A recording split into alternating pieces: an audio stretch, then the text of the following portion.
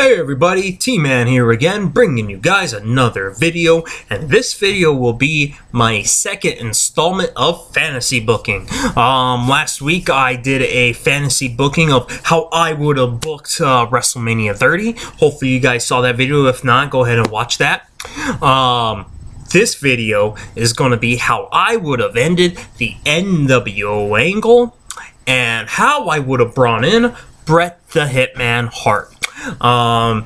You know, the NWO, as many of you guys know who likes old school wrestling, especially WCW, and was a big WCW Nitro fan like myself, knowing that NWO was what really, you know, made WCW competitive throughout the Monday Night Wars, you know, and it also was, I believe, the demise of the Monday Night Wars. It was the start and it was the end of the NWO, because the problem with WCW, and I'm gonna be doing more WCW videos of what everyone has their take on how it ended. I mean, especially right now, you know, on the WWE Network, they have the Monday Night Wars, and hearing all these other opinions.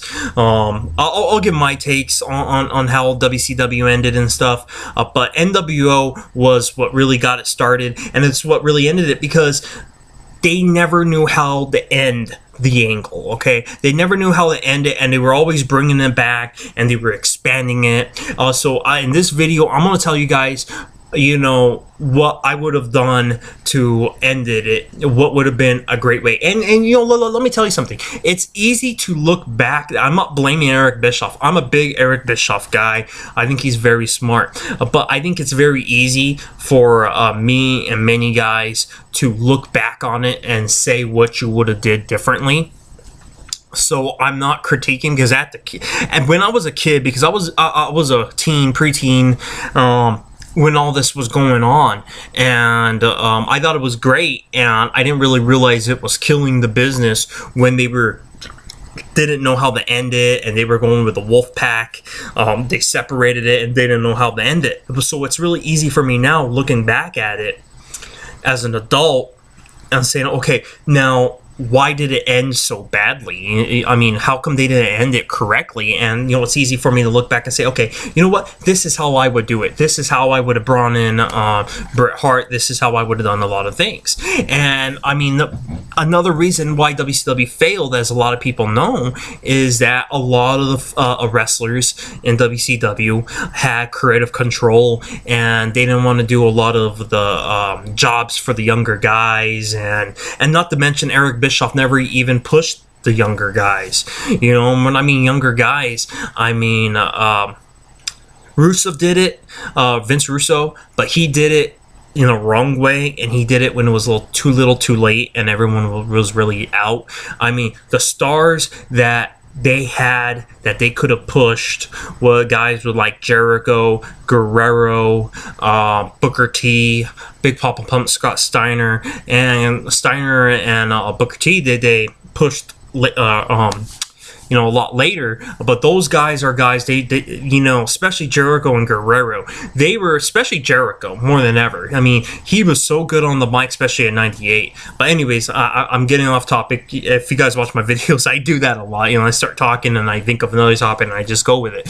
But anyways, this is how I would have ended the NWO angle.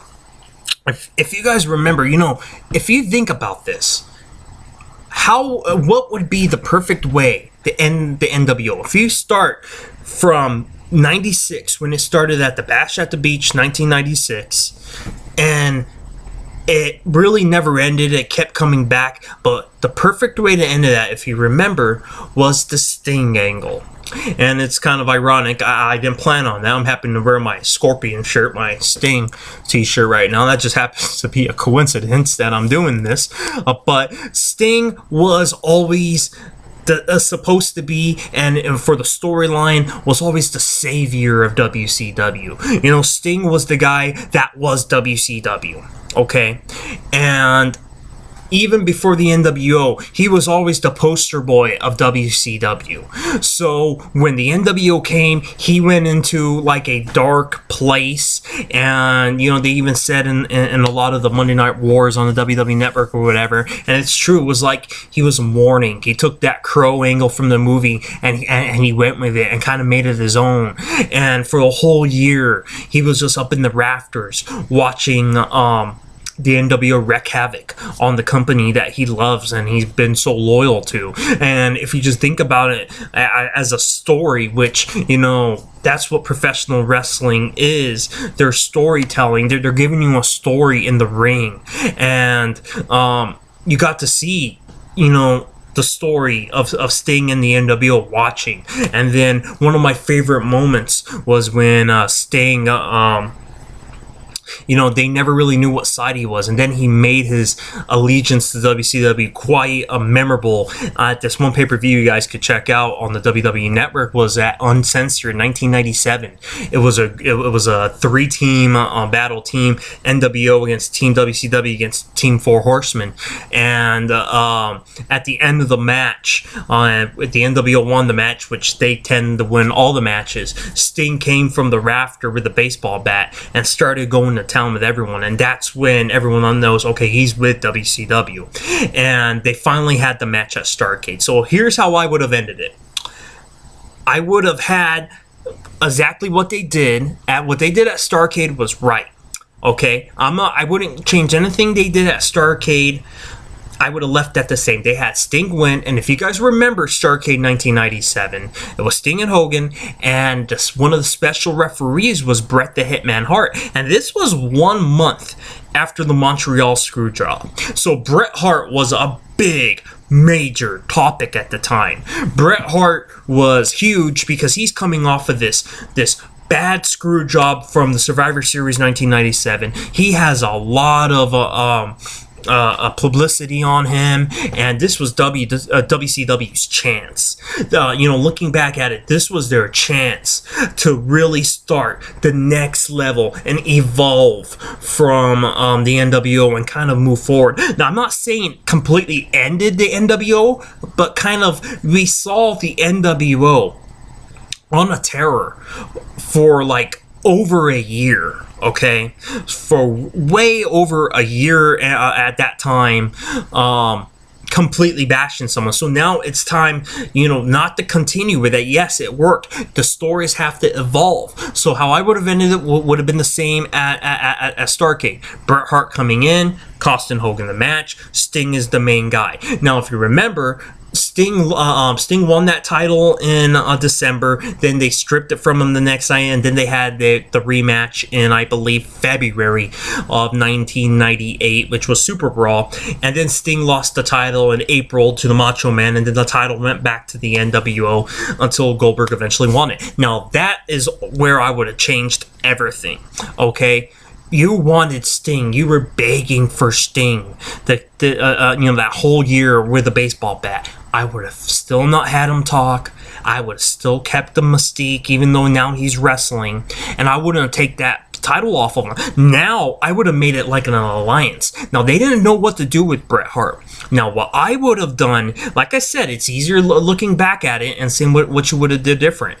I would have promoted Sting and my Bret Hart like an alliance. And at the time, Goldberg wasn't quite there. He was almost there, because if you remember, he won the title in the summer of 98, and now we're in January of 98. So now you had Bret Hart and Sting, and you could have Bret Hart join, and not completely ending the NWO yet. Well, like, you know, they're like kind of on the back pedal here, you know, and they're trying to come back because they still have the force of numbers, and Sting and Bret Hart's fighting, and you could throw in DDP or Luger or something, help them, but you have Bret Hart and Sting as the two cornerstones, okay?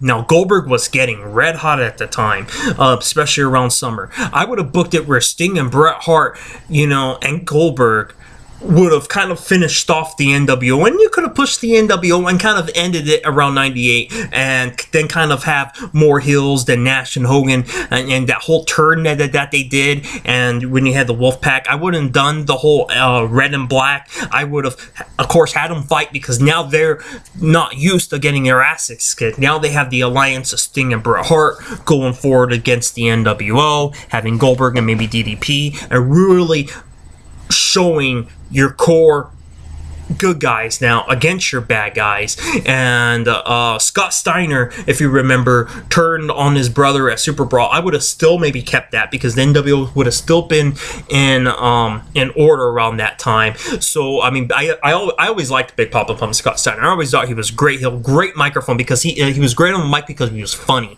He did so many blunders. He made so many mistakes. You could have made that and started building your generation. Then at Starrcade of 98, you guys, instead of Nash and Goldberg, which was really stupid, you guys could have had Sting maybe lose it to Bret Hart at like maybe I don't know, Bash at the Beach or somewhere. Made these two, after they finished off the NWO, made those two your two cornerstones. And then when Goldberg got hot, you would have three guys, and you could have alternated them at the big pay-per-views, you know, build them to start. You had your three cornerstones, and then you had Nash and Hogan and the other guys feeding them as heels, and you could have had a lot of different storylines here and there, you know. And then maybe eventually turning Bret Hart heel or Sting heel, depending on how the fans react. But those guys could have been the cornerstones. The same with Goldberg, and they could have ended